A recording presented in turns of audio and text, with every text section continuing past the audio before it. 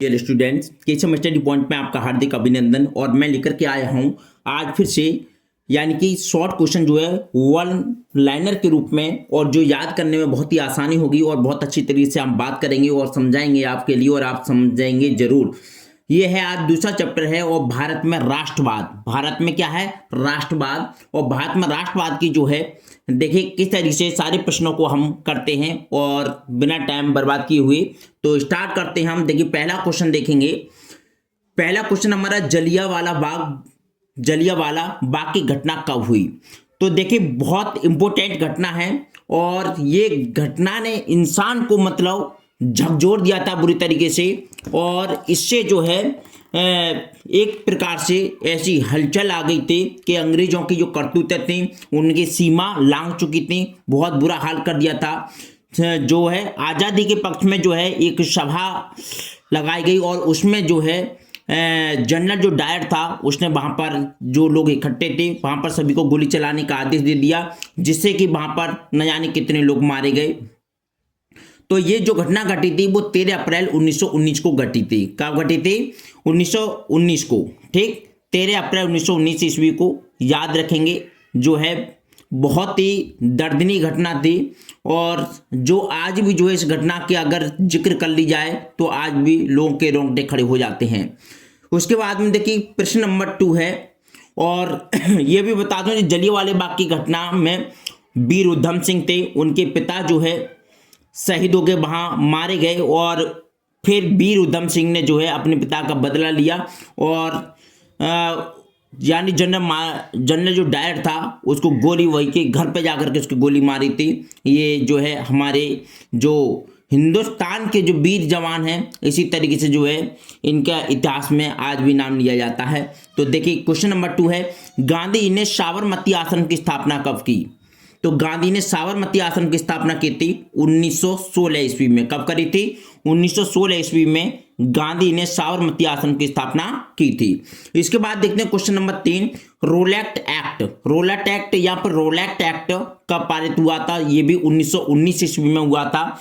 इसको काला कानून भी कहते हैं, इसको काला कानून भी कहते हैं। इसमें क्या था?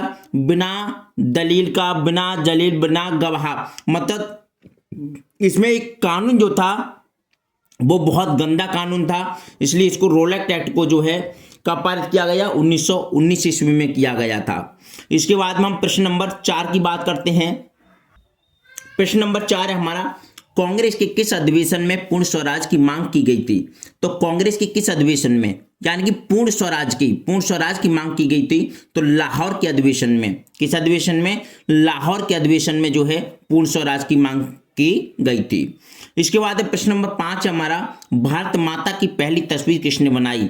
जो भारत माता की जो तस्वीर है वो बनाने वाले हमारे बंकिम चंद्र चट्टोपाध्याय जी थे, जिन्होंने कि भारत माता की पहली तस्वीर बनाई थी। इसके बाद में प्रश्न नंबर 6 है, जलियांवाला बाग में गोली चलाने की आज्ञा किसने दी थी? तो मैं शुरू में ही बता चुका हूं आपके लिए, जो जलियांवाला बाग है उसमें गोली चलाने की जो आज्ञा थी वो जनरल डायर ने दी थी। किसने दी थी? जनरल डायर ने दी थी। इसके बाद में देखिए हम प्रश्न नंबर 7 देखते हैं। यानी प्रश्न नंबर 7 हमारा, सत्याग्रह को शुद्ध आत्मबल है। यानी सत्याग्रह तो शुद्ध आत्मबल है, तो यह कथन किसका है? तो सत्याग्रह की जो बात करी थी वो किसने करी थी? महात्मा गांधी ने। महात्मा गांधी ने सत्याग्रह करो या मरो तमाम तरह के इन्होंने नारे दिए थे। तो इसके बाद में प्रश्न नंबर 8 देखते हैं, भारत छोड़ो आंदोलन कब शुरू हुआ? तो भारत छोड़ो आंदोलन अगस्त 1942 ईस्वी में शुरू हुआ था। कब? अगस्त 1942 ईस्वी में। इसके पश्चात प्रश्न नंबर 9 है, असहयोग आंदोलन का मुख्य कारण क्या था? असहयोग आंदोलन का मुख्य कारण क्या था? तो असहयोग आंदोलन का मुख्य कारण था रोलैक्ट एक्ट। रोलैक्ट एक्ट, काला कानून जिसे कहा जाता है। ये बहुत बुरा कानून था, बहुत गंदा कानून था, और इसमें जो पारित हुआ था वो 1919 ईस्वी में पारित हुआ था। इसके बाद में आता है अगला क्वेश्चन आता है, करो या मरो का नारा किसका था? तो करो या मरो का नारा महात्मा गांधी का नारा था। हे राम, करो या मरो, सही है। ये सारे के सारे नारे जो थे इनके महात्मा गांधी के थे। ठीक है, इसके पश्चात नेक्स्ट क्वेश्चन देखते हैं हम। भारत वापस आने पर गांधी जी ने पहला सत्याग्रह कहाँ किया था? जब भारत वापस आने पर, यानी कहाँ से, अफ्रीका से जब भारत वापस आए थे तो उन्होंने पहला सत्याग्रह जो है महात्मा गांधी ने चंपारण में किया था। कहाँ किया था? चंपारण में। भारतीय राष्ट्रीय कांग्रेस की स्थापना हुई थी, तो भारतीय राष्ट्रीय कांग्रेस की स्थापना 1885 ईस्वी में हुई थी। 1885 ईस्वी में भारतीय राष्ट्रीय कांग्रेस की स्थापना हुई थी, याद रखना, वेरी इंपॉर्टेंट है। इसके पश्चात महात्मा गांधी ने असहयोग आंदोलन कब प्रारंभ किया? तो महात्मा गांधी ने असहयोग आंदोलन 1920 ईस्वी में प्रारंभ किया। कब किया था? 1920 में। याद रखना, 1885 में राष्ट्रीय कांग्रेस की स्थापना, 1920 ईस्वी में महात्मा गांधी ने असहयोग आंदोलन यानी असहयोग आंदोलन की स्थापना की थी। इसके पश्चात महात्मा गांधी अफ्रीका से कब वापस आए? तो महात्मा गांधी अफ्रीका से जो है 1915 में कब आए थे? 1915 ईस्वी में वापस आए थे। ठीक, इसके बाद नेक्स्ट क्वेश्चन देखते हैं हम। वंदे मातरम गीत का लेखक कौन था? तो या वंदे मातरम गीत के लेखक कौन थे? तो ये थे हमारे बंकिम चंद्र चटर्जी। कौन थे? बंकिम चंद्र चटर्जी, यानी कि बंकिम चंद्र चटर्जी ने क्या लिखा? वंदे मातरम गीत। इसके बाद में हमारा पेरियार रामास्वामी नायकर कौन थे? पेरियार रामास्वामी नायकर ये क्या थे? देखिए, उक्त सभी में मैं आपको बता दूं, ये पेरियार जो रामास्वामी उपयुक्त जो चौथा विकल्प था उसमें से, तो मैंने लिख दिया। तो इसमें आपको बता दूं, वो एक वैज्ञानिक थे। क्या थे वो? एक वैज्ञानिक थे, सबसे पहली बात। ठीक, उसके पश्चात हमारा शिक्षाविद भी थे। वो क्या थे? शिक्षाविद भी थे। और उसके पश्चात जो है एक समाज सुधारक भी थे। क्या थे? समाज सुधारक। यानी कि ये सब जो हैं कौन थे हमारे? यानी कि पेरियार रामास्वामी, एक वैज्ञानिक, शिक्षाविद और समाज सुधारक। ठीक, उसके पश्चात जो है सविनय अवज्ञा आंदोलन कब चलाया गया? तो सविनय अवज्ञा आंदोलन, वेरी इंपॉर्टेंट क्वेश्चन है। सविनय अवज्ञा आंदोलन 1930 में चलाया गया। कब चलाया गया? 1930 में। इसके पश्चात क्वेश्चन है हमारा, द्वितीय गोलमेज सम्मेलन का आयोजन कब किया गया? तो द्वितीय गोलमेज सम्मेलन का आयोजन कब किया गया? 1931 में किया गया। 1931 में किया गया। और इसकी महत्व देखिए, दूसरे सम्मेलन में जो है महात्मा गांधी शामिल हुए थे, लेकिन तीनों सम्मेलन में, यानी तीनों गोलमेज सम्मेलन में शामिल होने वाले जो है केवल डॉक्टर भीमराव अंबेडकर थे। ठीक है, और जो है केवल दूसरे सम्मेलन में जो शामिल हुए थे वो केवल महात्मा गांधी ही शामिल हुए थे। पाकिस्तान की मांग, देखिए अगला क्वेश्चन है, पाकिस्तान की मांग मुस्लिम लीग द्वारा किस अधिवेशन में की गई? तो जो पाकिस्तान की मांग है कि एक अलग जो है राज्य होना चाहिए, तो अलग देश होना चाहिए, अलग देश होनी चाहिए, जो अलग देश की, क्योंकि ये पहले भारत देश में सम्मिलित था, और अलग जो पाकिस्तान देश की जो मांग की गई थी वो मुस्लिम लीग द्वारा किस अधिवेशन में की गई थी? तो वो लाहौर अधिवेशन में की गई थी। किसमें? लाहौर अधिवेशन में, अलग देश की डिमांड यानी कि पाकिस्तान की। इसके बाद में 20वां क्वेश्चन है हमारा, चौरी चौरा की घटना का क्या परिणाम हुआ? तो चौरी चौरा की घटना का जो परिणाम हुआ था वो असहयोग आंदोलन वापस ले लिया गया। जो चौरी चौरा की जो घटना हुई थी उसकी वजह से जो है असहयोग आंदोलन को वापस ले लिया गया। अब है हमारा 21 प्रश्न नंबर, निम्नलिखित में से कौन सा आंदोलन गांधी जी ने नहीं चलाया? तो देखिए कौन सा आंदोलन गांधी जी ने नहीं चलाया, तो इसमें हम बात करेंगे। देखिए सबसे पहले बात कर लेते हैं, उन्होंने जो आंदोलन है कौन कौन से आंदोलन चलाए थे, तो उसमें 4 विकल्प होंगे, और इसमें से जो नहीं चलाया वो खिलाफत आंदोलन है, जो उन्होंने नहीं चलाया। अब देखिए आंदोलन गांधी ने नहीं चलाया, तो खिलाफत आंदोलन है जो गांधी ने नहीं चलाया। और जो गांधी ने जो आंदोलन चलाए थे तो वो था हमारा कौन सा? देखिए असहयोग आंदोलन। कौन सा था? असहयोग आंदोलन। ये किसने चलाया था? ये महात्मा गांधी जी ने चलाया था असहयोग आंदोलन।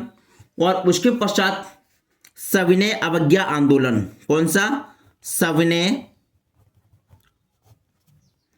अवज्ञा आंदोलन। ये भी किसने चलाया था? महात्मा गांधी ने चलाया था।